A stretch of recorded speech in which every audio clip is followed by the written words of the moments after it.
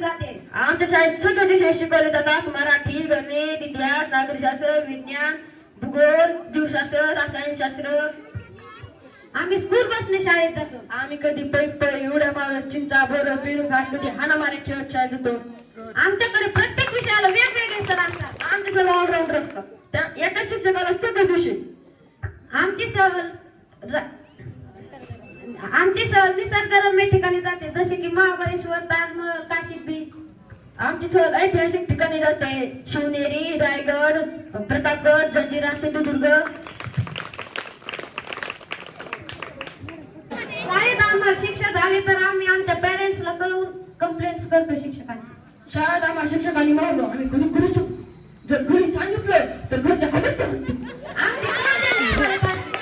आमची कधी पत्र्याची, कधी लाकडाची, कधी आरसीसीची मारत असते. आमच्या शाळा फक्त शाळेतच असतात.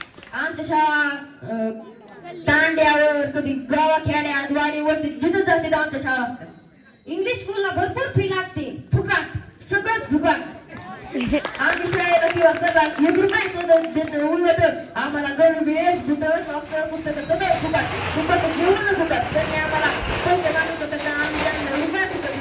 आमची भाषा साऱ्या जगात चालते. आमच्या भाषेत किंवा कोणत्याच भाषेत नाही. आमच्या भाषेत रामायण, भगवद्गीता, महाभारत असे विविध ग्रंथ लिहिलेले आहेत. इंग्लिश स्कूल जिंदाबाद. मराठी शाळा